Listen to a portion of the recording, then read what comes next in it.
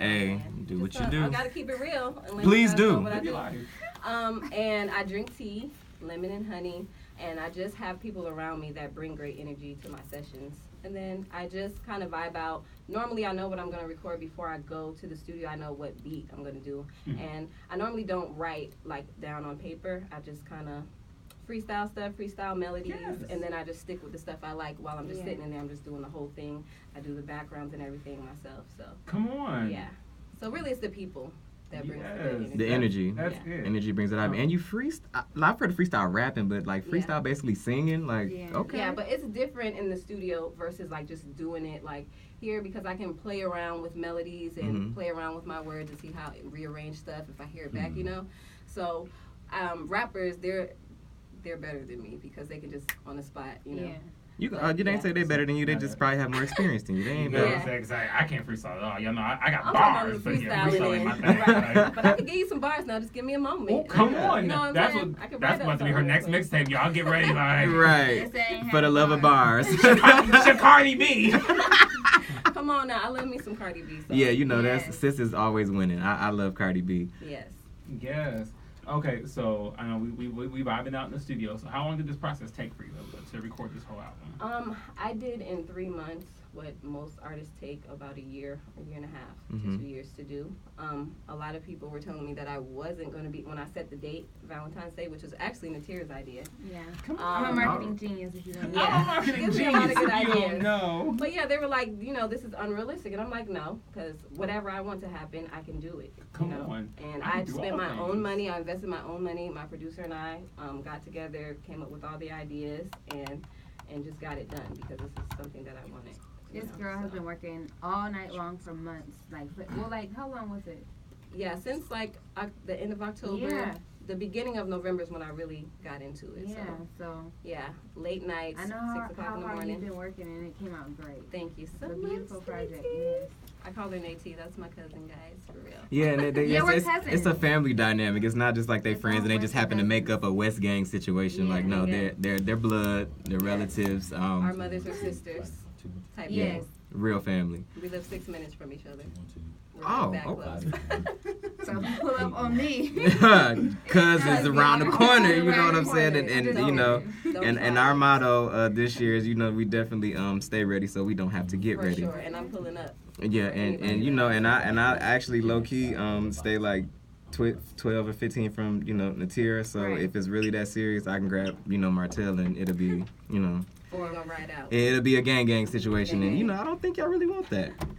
At all. You don't want these problems. You don't want problems. Come on. Hey, so my next question is what is like out of your EP, what is the song that you can relate to the most, that just puts you like, just that you feel the most relatable to?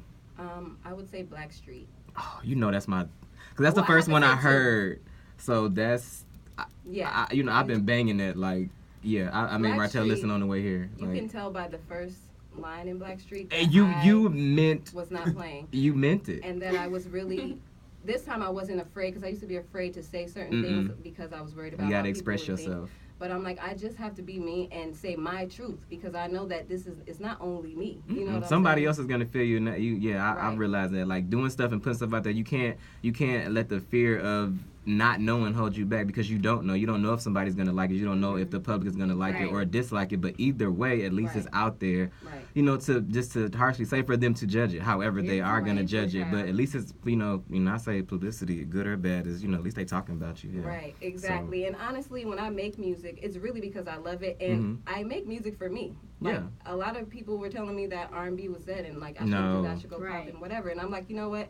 I like R&B, so if it is dead, I need to put something out so we can get this back up and running again. You know, I would say it wasn't dead. It just needed to be resuscitated. Like it was just going through a moment where people were just not taking it back to like Shakara did, like the essence of what I honestly feel like was good R&B, that 90s era, like the Blackstreets and the Mariahs and all that. Like it's just like the music was just so timeless, like because you can bring it back and put your own swing on it, and it's still like when I was listening to it today, I felt like I was like 13 in the backseat of my mom's car, like riding around. That's Like how I feel. I felt all of that old school, like Yeah. just riding around in the backseat, listening to Mariah and them, just like, okay, I love this music. And then And that so was the point, and I'm so happy that you said that. that's honestly, I was driving, like I'm riding, and I'm just like, oh, I feel like I'm in the backseat, just vibing out, and just enjoying the moment. It's really me saying to you guys, like, y'all remember this? Y'all remember this song? Like, y'all remember, like, it's supposed to bring back that moment back then, because those were good times, like cookouts. Some of the best times. Right. Just everybody got together. There wasn't no school shootings or wasn't all this extracurricular stuff. You can go out and have a good time, and the most you might do is run into a little scuffle or something like that. Now you don't know what's gonna happen and what you're gonna do. Has changed, Yeah, like that's why I'm glad she did For the Love of Music, because you know we have to have For the Love of something, because the way the world is going, man, we need love out here. Like it's all bad. Like, and I was telling y'all earlier, we were gonna talk about the that tragic shooting in Florida, man. I really feel bad. I have family like all up and through Florida. Like we start from Tallahassee and go all the way down to Pompano Beach. That's like close to home. Yeah, like you know, thank God none of my family was at that school, but yeah, I definitely touched, because it's just one of them sad moments. But we're gonna touch on that in a minute. On a lighter note, let me talk to Natira real quick. Tell me, because I saw you at the BT Social Awards. And I was jealous because I didn't get my invite. It's okay. I'm going to be there next year. No, well, I was working. We all going to be there. Yeah, we all going to be there next year. West Gang Cast and Crew Show. Double time. But, so I was working for the BT Awards as a crew member. So okay. I was working behind the scenes. I got to meet a lot of the socialites that were there. Okay. Erykah Badu was there. Michael Blackson. Ooh, that's my he is like that. I gotta watch my mouth. He's cool though, yeah, but because I love Michael Blackson. I'm trying to come for me, because we can get it though, because you know I got a couple punchlines for you, brother. I'll be entertaining. I got to joke around with him a little bit, so we would just go back and forth. Did you get to meet jokes, Erykah? Warming him up a little bit, in passing, kind of, because she was going on stage. So yeah, and Mr. Hotspot, who the light of Atlanta. He just he's hilarious. Smile like this. Right. He's so sweet. He's so tall. He's super tall. Yeah, he's like 7'3". You know, but I'm 5'6", so anybody is taller than me. You feel me? But yeah, so I'm saying, so was that a good experience? Like, did you feel like did you learn some things? It was like one of the best experiences in my career so far. I learned so much. I got to meet so many great executives and producers working on that show. So that's gonna be on the West Gang blog. Yes. And then, a little clip, but yes. Yeah, don't put too much out. You can't get the people too much. You gotta give them a taste. Right. You know, you gotta stay employed. You know what I'm saying?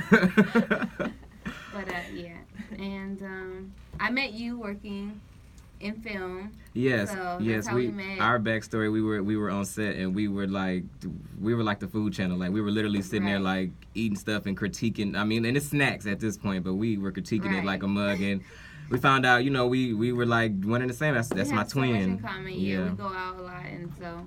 Yeah, that's twin right there. Okay. And then I met the lovely Shakara a little later, and it was like love at first sight, honestly. We went to one of your events at. Yeah, they came to my first hosting night at Bar Chicks. Shout out to Bar Chicks for allowing me to do that. I will be kicking that back up. The open mic / karaoke night will be popping back off on Saturdays. In Duluth, 3547 Peachtree Industrial Boulevard. I will be there from 8 to 11.